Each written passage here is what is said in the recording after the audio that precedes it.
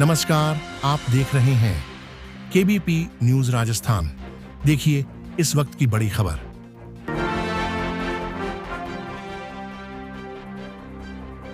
राष्ट्रीय साइबर सुरक्षा जागरूकता अभियान के तहत एसडी कॉलेज में कार्यशाला आयोजित। पुलिस अधीक्षक डॉक्टर अमृता दुहन ने युवाओं से की संवाद। नशे के खिलाफ लड़ाई को बताया बड़ी चुनौती।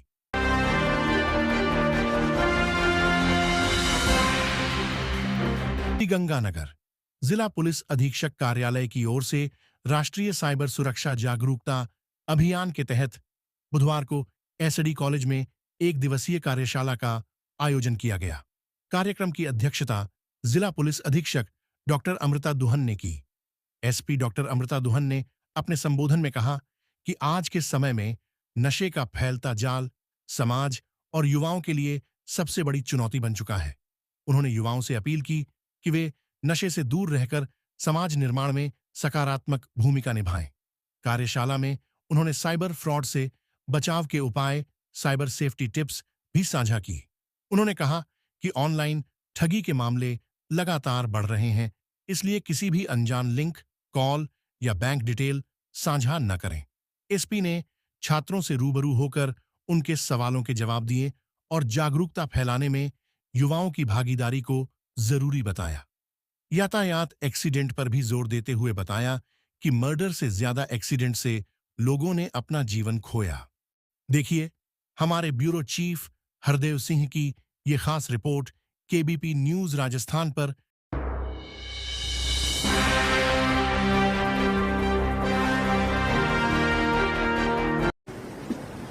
जितने मैं आपको एक बात बताऊं, जितने मर्डर्स में डेथ नहीं होती उससे पता नहीं कितने गुना अधिक ट्रैफिक एक्सीडेंट्स में डेथ होती है। और ट्रैफिक एक्सीडेंट्स में भी किनकी डेथ होती है? ज्यादा से ज्यादा युवा वर्ग की होती है, जो ब्रेड अर्निंग मेंबर्स होते हैं। 20 से 35 वर्ष के युवकों की उसमें सबसे ज्यादा, या जो एज ग्रुप है उसमें उनकी डेथ सबसे ज्यादा होती है। इसीलिए ट्रैफिक अवेयरनेस हम ज्यादा से ज्यादा फैलाते हैं, क्योंकि उसमें बहुत छोटी चीजों का ध्यान रखते हुए हम बहुत बड़ा अपने आप को कोई अनहोनी होने से बचा सकते हैं। अब दूसरी चीज है साइबर क्राइम। इसमें भी अवेयरनेस किस लिए इंपॉर्टेंट है? क्योंकि बहुत छोटी छोटी चीजों का हम ध्यान रखेंगे तो हम अपने साथ कोई बहुत बड़ी अनहोनी होने से बचा सकते हैं। आप सबको पता होगा कि अलग अलग तरीके से किस तरह से मतलब साइबर में इस तरह के ये क्राइम में आ जाता है। और साइबर फ्रॉड क्या है कि आपको लालच देंगे कि आपने ये बैठे बैठे आप इसमें इतना दे दे। व्हाट्सएप ग्रुप बना लेंगे, उसमें सारे के सारे फॉरेन के नंबर्स होंगे और वो कहेंगे कि आप इसमें इन्वेस्ट करो। सारे बोलेंगे बिल्कुल आपने मेरे को इन्वेस्ट करने के लिए बोला, मेरे इतने रुपए से इतने रुपए हो गए। और आप उसमें सिर्फ और सिर्फ बेवकूफ कौन है उस पूरे ग्रुप में?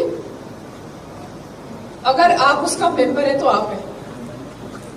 वो आप ही के लिए बनाया गया है कि कैसे आपको बेवकूफ बनाए, और फिर आप भी इन्वेस्ट करें और उसके बाद कुछ हजार रुपए देके लाखों रुपए इन्वेस्ट करवा के फिर बोले कि अब और इन्वेस्ट करने पड़ेंगे, तब जाके आपको जो बाकी के पैसे हैं वो मिलेंगे। और आपको लगेगा कि अच्छा हमें और इन्वेस्ट करने पड़ेंगे। आपको मालूम है एक व्यक्ति ने तो ऐसे मतलब करोड़ों रुपए इन्वेस्ट कर दिए, करोड़ों रुपए। मेरे पास आए, मैंने कहा कि मतलब उन तक तो बाद में पहुंचो, सबसे पहले तो गलती तो आपकी है, आपका क्या करें हम? किसने देखा है आज तक कि आराम से बैठे बैठे और फिर भी इतना, अगर कोई ऐसे बैठ के अगर धन कमाने अगर मिल जाए तो आज तक मुझे नहीं लगता कि सारे जो मेहनत कर रहे हैं फिर तो उसकी कोई आवश्यकता ही नहीं पड़ेगी। ऐसे आराम से बैठ के कभी पैसा मिलता है? नहीं मिलता। ऐसे सिर्फ और सिर्फ बेवकूफ बनाया जाता है। आप में से कौन ऐसे हैं जो इस कैटेगरी में आते हैं?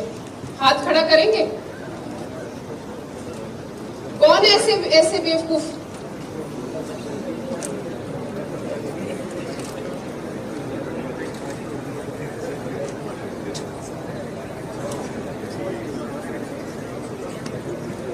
आगे बनेंगे आप ऐसे बेवकूफ?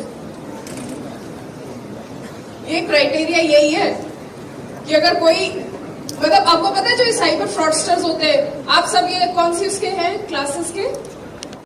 गिरधारी लाल भियाणी शिक्षण संस्थान का विशेष योगदान रहा, जिन्होंने ये भवन और स्टाफ और संस्थान उपलब्ध कराया। विशेष तौर से मैं एजीएम साहब का भी धन्यवाद करूंगा कि वो आज अपना कीमती समय निकाल करके यहाँ पधारे। सभी बैंक के अधिकारी जो इस कीमती समय को निकाल करके यहाँ पर आए और इस सेमिनार को सफल बनाया। और विशेष तौर से मैं भियाणी शिक्षण संस्थान के प्रिंसिपल साहब और डायरेक्टर मैडम को बहुत बहुत धन्यवाद, जो इन्होंने इतनी अच्छी व्यवस्था कराई और हमें अपना जो जानकारी है देने का।